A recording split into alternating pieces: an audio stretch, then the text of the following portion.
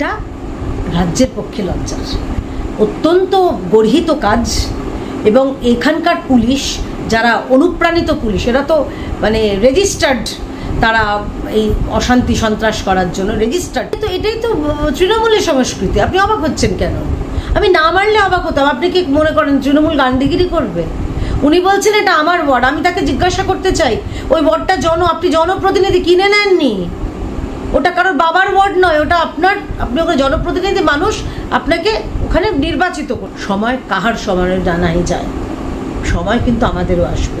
উল্টো দিলে পাল্টা খেতে হবে না। তারা তো চেষ্টা করেছিল, দেখুন তারা 17 বার এই মামলাটাকে পিছিয়ে পিছিয়ে পিছিয়ে নানানভাবে তারা চেষ্টা করেছিল, প্রচুর কলকবজা নাড়িয়েছিল, প্রচুর মাথার ঘিলু খরচ করেছে, কিন্তু কিচ্ছু হলো না।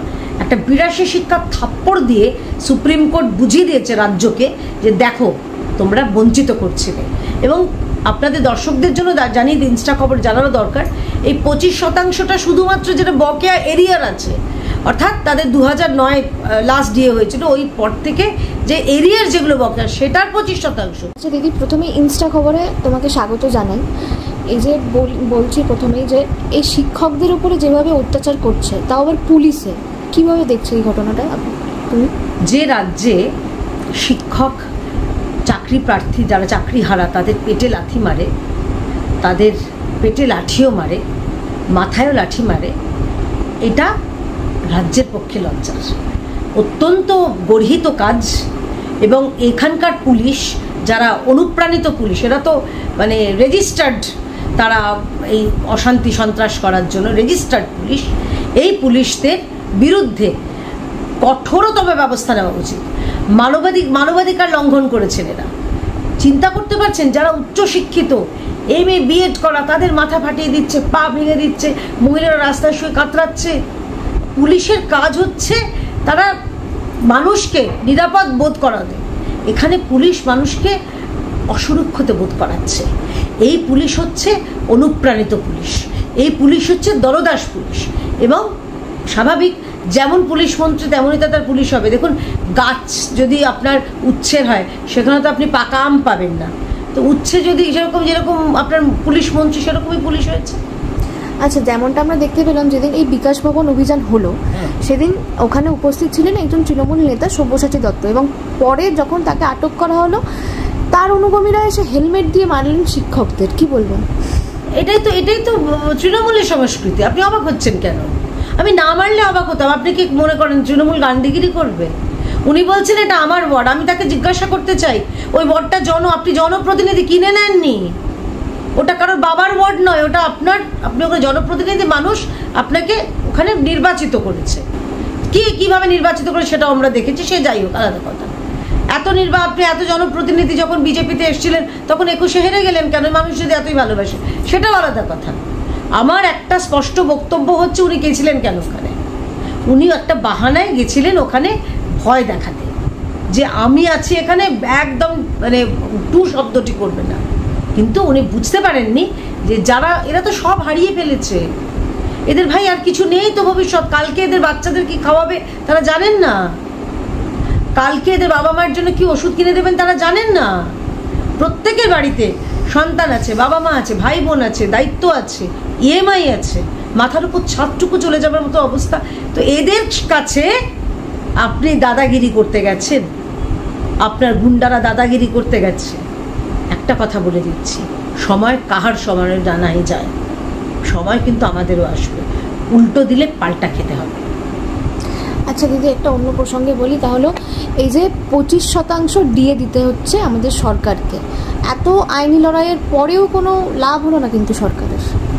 না, তারা তো চেষ্টা করেছিল, দেখুন তারা 17 বার এই মামলাটাকে পিছিয়ে পিছিয়ে পিছিয়ে নানানভাবে তারা চেষ্টা করেছিল, প্রচুর কলকবজা নাড়িয়েছিল, প্রচুর মাথার ঘিলু খরচ করেছে, কিন্তু কিচ্ছু হলো না। একটা 82 শিক্ষা থাপ্পড় দিয়ে সুপ্রিম কোর্ট বুঝিয়ে দিয়েছে রাজ্যকে যে দেখো তোমরা বঞ্চিত করছিলে।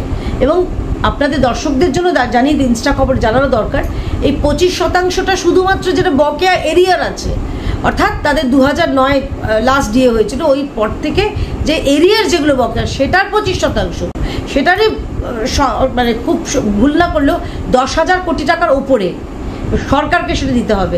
যখন 50% বলেছিলেন তখন অভিষেক মানু সিংভি বললেন যে না, সরকারে নাকি কোমর ভেঙে যাবে। কোমর তো ভেঙেই গেছে। এই যে সরকার শুধুমাত্র ঋণ কর্য করে তাদের সরকার চালায়, উন্নয়নমুখী কোনো কাজ করে না, শুধুমাত্র ভাতা দিয়ে কাজ চালায়, সে সরকারের কোমর আছে কিনা? এ সরকারে না আছে কোমর, না আছে শিরদাঁড়া। একটা নতুন শিরদাঁড়া লাগিয়ে নতুন সরকার যখন আসবে তখন এই ডিএ যারা বঞ্চিত এবং চাকরিহারা যারা শিক্ষক তাদের সবার জন্য ব্যবস্থা হবে, বিচার হবে, এটুকু বলতে পারি। আর তার সঙ্গে একটা কথা বলি, এই যে কোমর ভেঙে যাবে, টাকা নেই, যে কথাগুলো বলেন মমতা বন্দ্যোপাধ্যায় এমন হাবভাব করেন যেন তিনিই সব টাকা দিচ্ছেন। না, টাকাটা আমার আপনার করের টাকা। এবং সবথেকে ইন্টারেস্টিং আমাকে একজন অধ্যাপক বললেন এই কথাটা, এই যে ডিএর বলুন বা মাইনের বলুন, এটার 60 না 65% ওই যে জিএসটির মারফত যায় সেগুলো সব ফেরত চলে আসে। অর্থাৎ কেন্দ্র থেকে ম্যাক্সিমাম টাকাটা দেওয়া হয়, পরের ধরনে পোদ্দারে কিন্তু সে টাকাটা মেরে দেন। তো এই রাজ্যের সরকার এই টাকাটা মেরে দেয় কোথায় আমরা জানি তো, প্রকল্পের টাকা চুরি হয়ে যায়। তো খুব ইন্টারেস্টিংলি আপনাকে বলছি যে এই রাজ্যের যে বকেয়া টাকাগুলো কোনো উন্নয়নের কাজে ব্যবহৃত হয় না। রাস্তা বলুন, রাস্তার কি অবস্থা জানেন, ব্রিজ বলুন, মানুষের যে সব প্রকল্পগুলো সেগুলো হয় না, এমনকি কেন্দ্রের যে প্রকল্প সেগুলো বন্ধ করে দেওয়া হয়। তো সব মিলিয়ে একটা মানে কি বলবো, তাহলে টাকাগুলো যাচ্ছে কোথায় দিদি? এ বাবা, আপনি এটাও জানেন না?